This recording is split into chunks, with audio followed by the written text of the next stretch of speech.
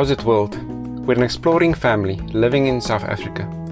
We're on a journey around the circumference of our country with our trusty bus Lucas. Please subscribe and check out our previous videos.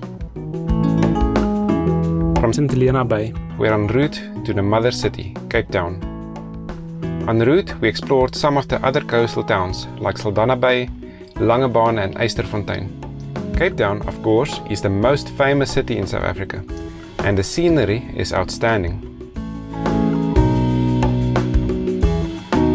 The weather was really wet on the way to Cape Town, and that means we'll probably not see the most iconic sight, Table Mountain in its full glory, but we'll try our best to see it.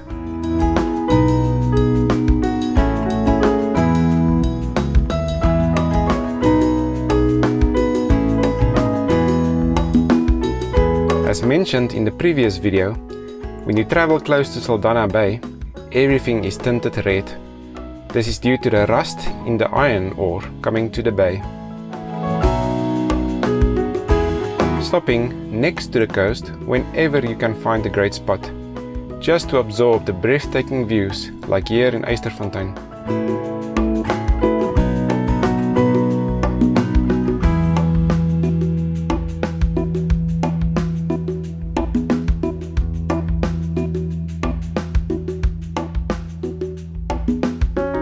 When reaching Bloubergstrand, something is missing. Normally, this would have been one of the most iconic views of Table Mountain. This time, however, we only got grey clouds to look at.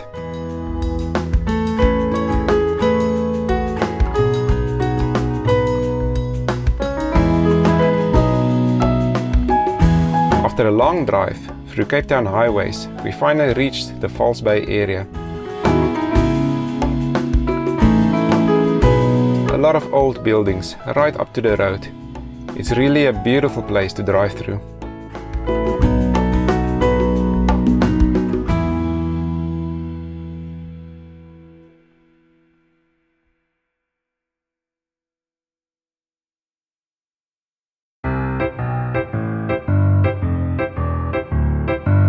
In Simonstown, or like we like to call it, Penguin Town, the locals are dressed up in tuxedos and will give you a show anytime you want to visit.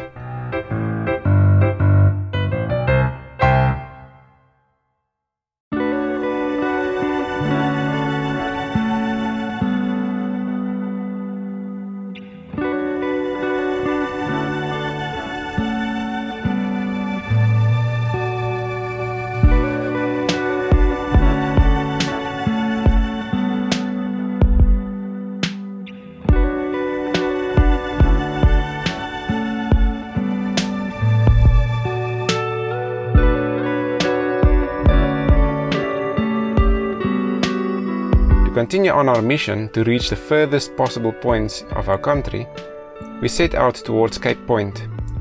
This would be the most southwestern point of our journey. From there we'll take the West Coast Road passing Kommetjie, through Chapman's Peak, into Houtbaai, Kamsbaai and finally Cape Town itself. The Table Mountain National Park covers most of the Southern Cape Peninsula. It consists of a number of historic sites and also contains a surprising variety of animals and plants, like fynbos and protea. But what we're really here for is the mountains and the sea.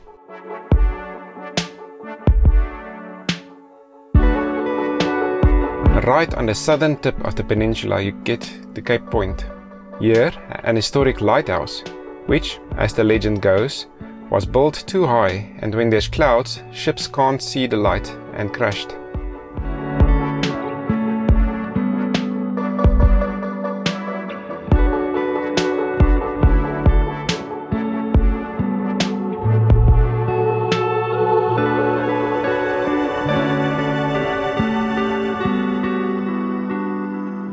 A little below the lighthouse, you get the Cape of Good Hope Beach. This is a very nice, quiet area, but you won't be swimming here. Rough seas and really cold water.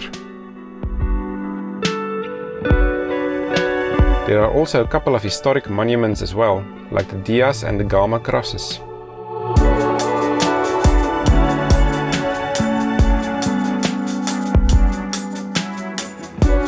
On the way to Cape Town, we followed the coast, passing some other lighthouses, like the Slangkop lighthouse in Kommetjie. Climbing up towards Chapman's Peak, you can see the huge long beach stretched out for over 3 kilometers long and about 300 meters wide. Chapman's Drive, cutting through the rock of Chapman's Peak, was built around 1922 and has an infamous history. One of the most scenic coastal drives around, with a lot of lookout points.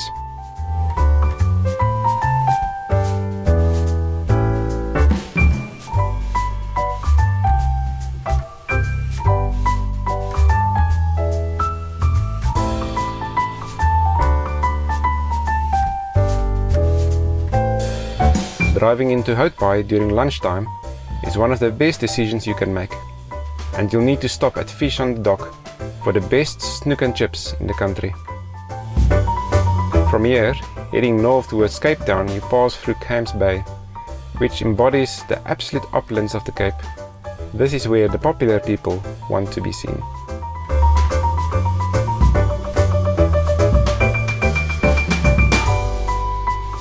Right on top of Cape Town, there's a little beach called Muir Point Beach, with an interesting little square lighthouse. From here, you can look out into the bay and Robben Island in the distance. Some friendly seagulls are also hanging around, hoping for a treat.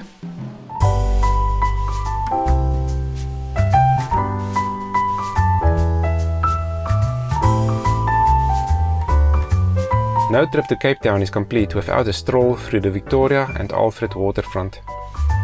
There's a lot of shops and restaurants. Everything's very expensive though, geared towards the overseas tourists. The V&A also boasts a small harbour with an interesting collection of tour boats and rescue boats. But the jewel is the Two Oceans Aquarium. Large displays and fish tanks to gaze at, and the penguin display is always a hit. Back in Simonstown, sitting on the Airbnb's patio, enjoying the view, you can't but contemplate the important things in life.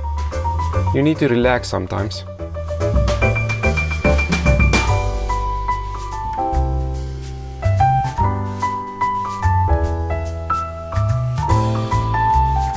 Our next day trip is all the way around False Bay, towards the bustling town called Gordons Bay.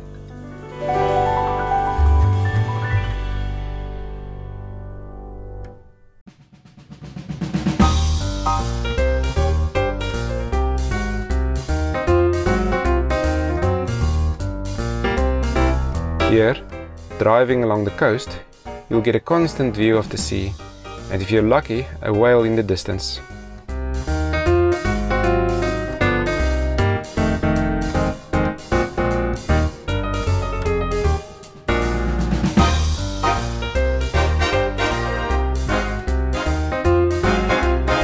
This would be the farthest point we'll reach on the coast with this season's trip. We're putting a stake in the ground to continue from here next time on our journey. For now, we're heading home again.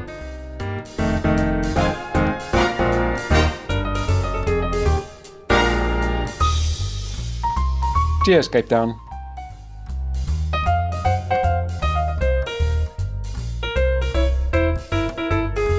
As a final farewell to the Cape, we're driving straight through a mountain, through the Huguenots Tunnel. It's a 4-kilometer long tunnel. For your enjoyment, we'll take you through the tunnel in real time, the longest tunnel in South Africa.